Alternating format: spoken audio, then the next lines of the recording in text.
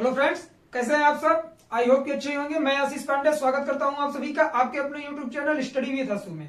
आज का जो वीडियो है इसे हम लोग करंट अफेयर से जोड़कर देखने वाले हैं।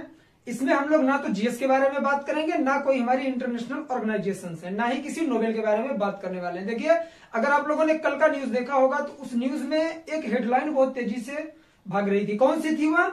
रोहिंग्या मुसलमानों के बारे में। रोहिंग्या मुसलमान है कौन और इनका विस्थापन क्यों हो रहा है, और ये भारत के जम्मू कश्मीर में पाए गए, वहां पर इन्हें गिरफ्तार किया गया है। क्यों गिरफ्तार किया गया, इनके साथ ऐसा बर्ताव क्यों किया जा रहा है, यह एक्चुअली कहां के रहने वाले हैं, सारी चीजें हम लोग क्लियर करने वाले हैं। अगर आप लोग यूपीएससी स्टेट पीसीएस की प्रिपरेशन कर रहे हैं तो इंटरनेशनल ऑर्गेनाइजेशन के तहत ये टॉपिक आप लोगों के लिए मोस्ट इंपॉर्टेंट होने वाला है। तो चलिए बिना किसी देरी के वीडियो की शुरुआत करते हैं और बात करेंगे हम लोग सबसे पहले कि ये रोहिंग्या मुसलमान जो हैं ये होते कौन है, कहां के रहने वाले हैं और भारत में इनकी गिरफ्तारी क्यों की जा रही है। चलिए समझने का प्रयास करते हैं। ये जो रोहिंग्या मुसलमान है ये कहां के हैं? म्यांमार के हैं, जिसे पहले हम लोग बर्मा बोलते थे। कहां के? म्यांमार में एक जगह है, एक डिस्ट्रिक्ट है, किस नाम की?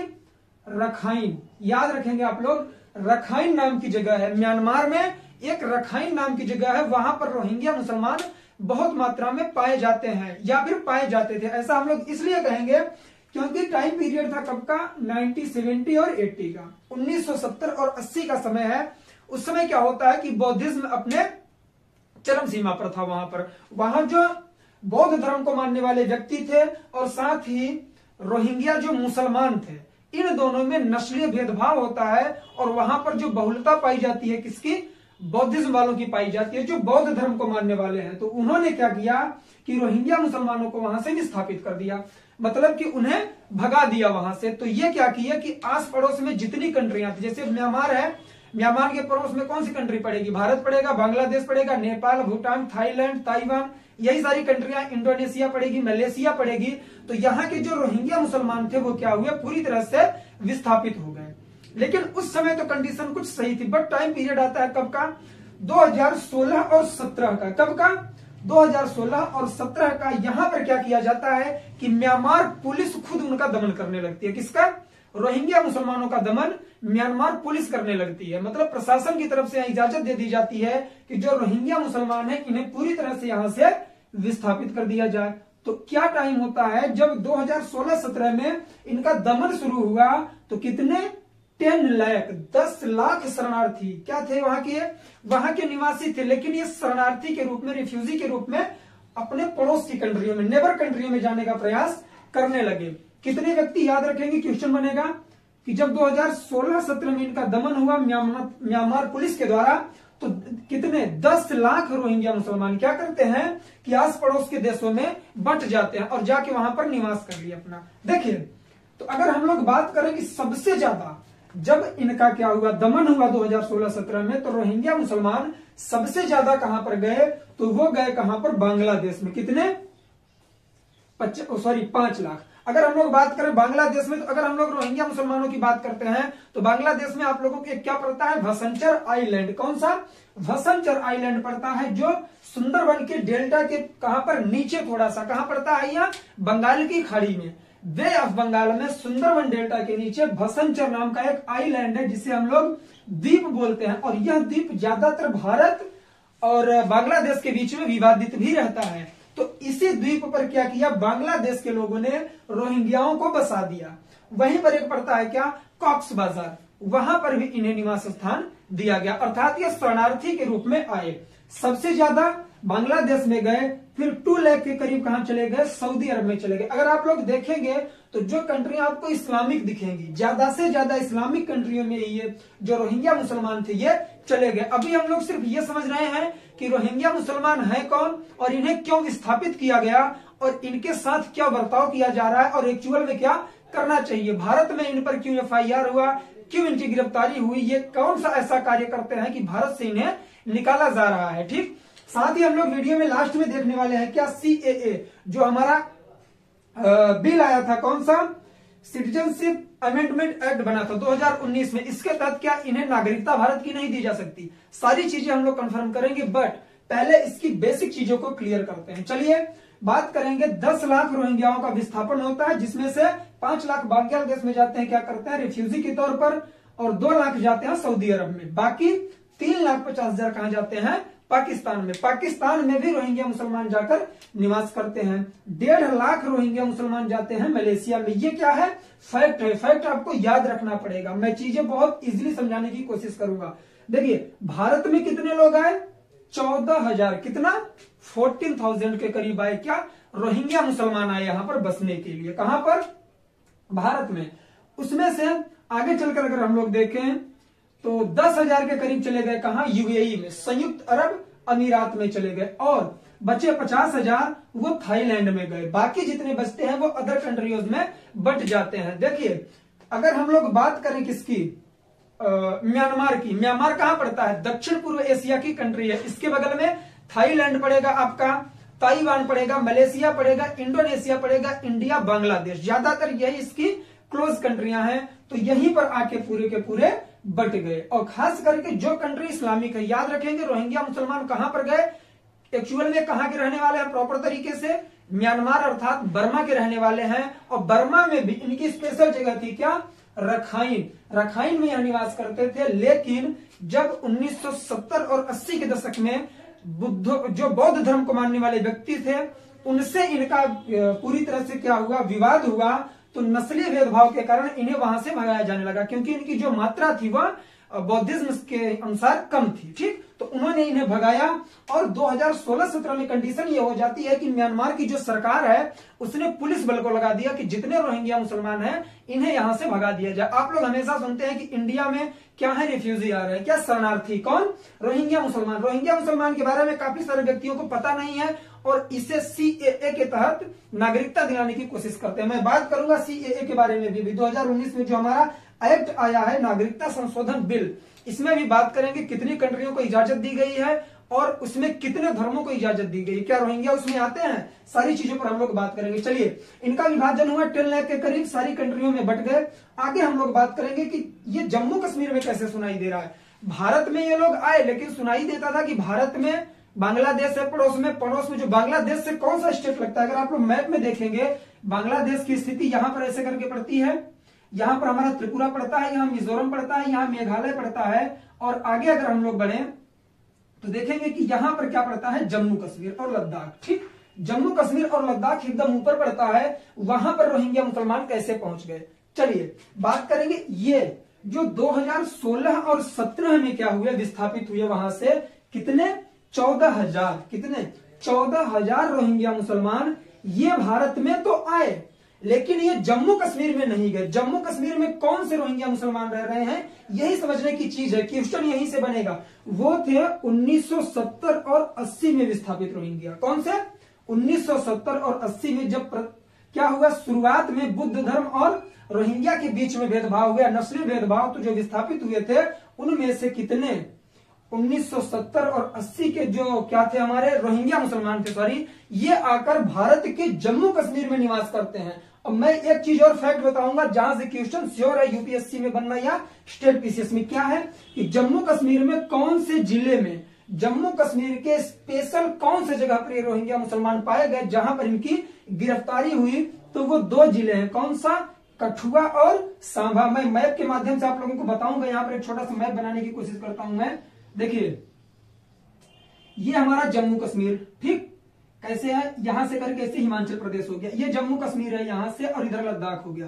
तो ये जो जगह है जो कहां से? पाकिस्तान से भी लगती है, हरियाणा से भी लगती है और साथ ही पंजाब से भी लगती है। यही जगह है, यही 2 जिला यहां पर है। उनका नाम क्या है? कठुआ और सांभा। कठुआ और सांभा जिला कहां के हैं? जम्मू कश्मीर के। यहीं पर 155 रोहिंग्या मुसलमानों को गिरफ्तार किया गया है। और वहीं की एक सब जेल है। क्या सब जेल है? जिसका नाम है हीरानगर। हीरानगर में इन्हें गिरफ्तार किया गया है, मतलब इन्हें बंद किया गया है, कारागार में डाला गया है। अब आप लोग कहेंगे कि इन्हें गिरफ्तार क्यों किया गया? इन्हें इस वजह से गिरफ्तार नहीं किया गया है कि इन्हें सजा दी जाएगी। ये जहां के हैं वहां इन्हें वापस भेजा जाएगा। मतलब यहाँ अवैध तरीके से भारत में निवास कर रहे हैं। तो भारतीय प्रशासन जो है हमारा, इंडियन एडमिनिस्ट्रेटिव, क्या करेगा? ये पूरी तरह से ये जिस कंट्री के रहने वाले हैं म्यांमार में इन्हें भेजा जाएगा, उसका पूरा पूरा प्रयास किया जा रहा है। अगर हम लोग फैक्ट के बारे में बात करें तो कुल कितने? 6,000 रोहिंग्या कहां पर? जम्मू कश्मीर के कठुआ और कहां पर? सांभा जिला में निवास कर रहे हैं। कठुआ और सांभा जिला में रोहिंग्या मुसलमान 6000 की संख्या में निवास कर रहे हैं। और बात करें कि जम्मू कश्मीर में कुल अवैध प्रवासी कितने, मतलब कुल कितने ऐसे व्यक्ति हैं जो विदेशों के रहने वाले हैं या फिर उनके पास कोई नागरिकता नहीं है, अर्थात वे अवैध हैं, तो 13,600 व्यक्ति। याद रखेंगे, ये फैक्ट है, क्वेश्चन बनेगा। जम्मू कश्मीर में कुल 13,600 अवैध प्रवासी वहां पर निवास कर, जिनके पास कोई कहीं की नागरिकता नहीं है, सिर्फ एक व्यक्ति के तौर पर वहां पर रह रहे हैं। ठीक, याद रखेंगे, जिनमें से 6,000 केवल रोहिंग्या मुसलमान हैं। चलिए बात करेंगे कि रोहिंग्या मुसलमानों पर इस तरह से वार्ता क्यों होती है, हमेशा ये चर्चा के विषय क्यों बनते हैं। ये जो रोहिंग्या मुसलमान हैं, ये पूरी तरह से क्या करते हैं, मानव तस्करी करते हैं। क्या मानव तस्करी करते हैं, लोगों को खरीदते बेचते हैं। काम एक तरह से इन लोगों का अगर देखें तो मानव तस्करी करना, नशीले पदार्थों का क्रय और विक्रय करना, जिसे हम लोग मादक पदार्थ बोलते हैं, उसका क्रय और विक्रय करना भारत में और भारत से, इस तरह से क्या करते हैं, व्यापार करते हैं। मानव तस्करी और नशीले पदार्थों का व्यापार, जो कि पूरी तरह से भारत में अवैध है। ठीक, तो ये यह कार्य करते हैं। अब सबसे पहले हम लोग बात करेंगे कि रोहिंग्या मुसलमानों के बारे में जानकारी कब से मिली कि यह कौन है और इन पर कार्यवाही किया जाना चाहिए। तो 2002 में क्या होता है, कहां की कांग्रेस की सरकार होती है, पीडीपी के साथ मिलकर बनती है, कहां, जम्मू कश्मीर में। तब इनके बारे में पता लगता है। लेकिन देखिए, मैं पार्टी का नाम यहां क्यों ले रहा हूं, पार्टी का नाम नहीं लेना चाहिए। काफी लोग इस पर क्लेम करेंगे कि आपने पार्टी का नाम क्यों लिया, क्योंकि बीजेपी ने रोहिंग्या मुसलमानों को अपने 2014 के चुनावी रैली में एजेंडा बना दिया था। याद रखेंगे, सारी चीजें आपको पकड़ के चलनी है।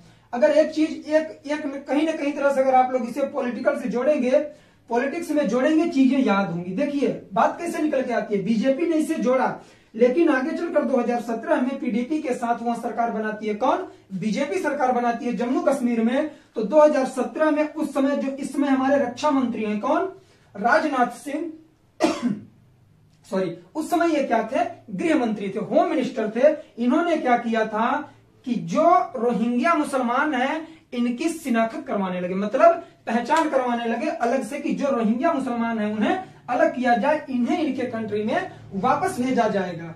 ठीक, तो इस तरह से कहां से निकल के आए, सबसे पहले 2002 में कांग्रेस और पीडीपी की सरकार बनती है।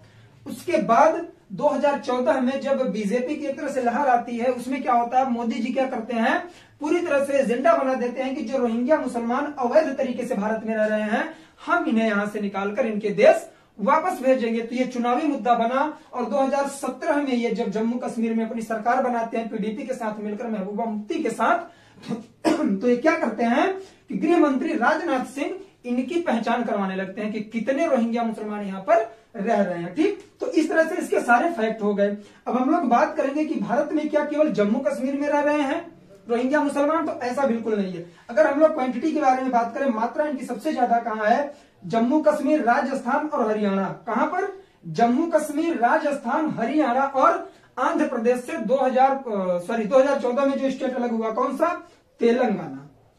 जम्मू कश्मीर, राजस्थान, हरियाणा और तेलंगाना में इनकी मात्रा सबसे ज्यादा पाई जाती है। और साथ ही अगर हम लोग लाइटली तौर पर देखें तो यूपी, वेस्ट बंगाल, पंजाब और तमिलनाडु में भी इनकी संख्या पाई जाती है। चलिए, ये तो रिलेटेड हो गया किससे, रोहिंग्या मुसलमानों से। रोहिंग्या मुसलमानों से रिलेटेड चीजें हम लोगों ने देखा।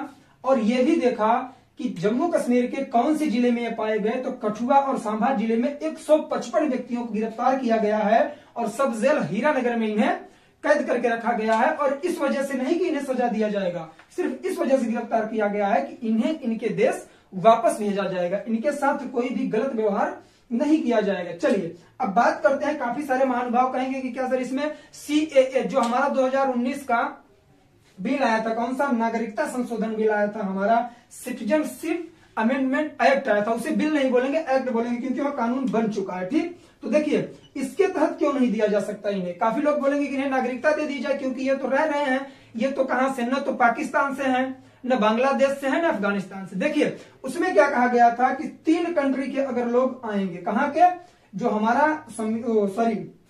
नागरिकता संशोधन बिल आया था 2019 का सीएए, उसमें बोला गया था कि कोई भी 3 देशों से आने वाले व्यक्ति, लेकिन उसमें से भी 6 रिलीजन, 6 धर्म के लोग, 6 धर्म कौन कौन से थे, मैं आप लोगों को याद दिलाऊंगा कि पाकिस्तान, बांग्लादेश और अफगानिस्तान से अगर हिंदू, बौद्ध, सिख, ईसाई, पारसी और जैन, कितने 6 लोग, अगर 6 धर्म के लोग आएंगे तो इन्हें नागरिकता दे दी जाएगी भारत की।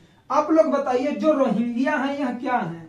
मैं बार बार बोल रहा हूं, रोहिंग्या मुसलमान, ये हैं इस्लाम धर्म अपनाने वाले हैं, तो इनका नाम कहीं इसमें है हिंदू, बौद्ध, सिख, ईसाई, पारसी, जैन, तो इस वजह से इन्हें नागरिकता संशोधन कानून जो हमारा 2019 में आया था उसके माध्यम से भी इन्हें नागरिकता नहीं दी जा सकती है यहाँ की। तो इस तरह से रोहिंग्या मुसलमानों से रिलेटेड एक करंट की न्यूज बनी थी जो यूपीएससी और स्टेट पीसीएस में इंटरनेशनल रिलेशनशिप के माध्यम में आप लोगों के लिए इंपॉर्टेंट होने वाली। तो मैंने कोशिश करा कि ये वीडियो मैं आप लोगों के लिए एक शूट कर दूं।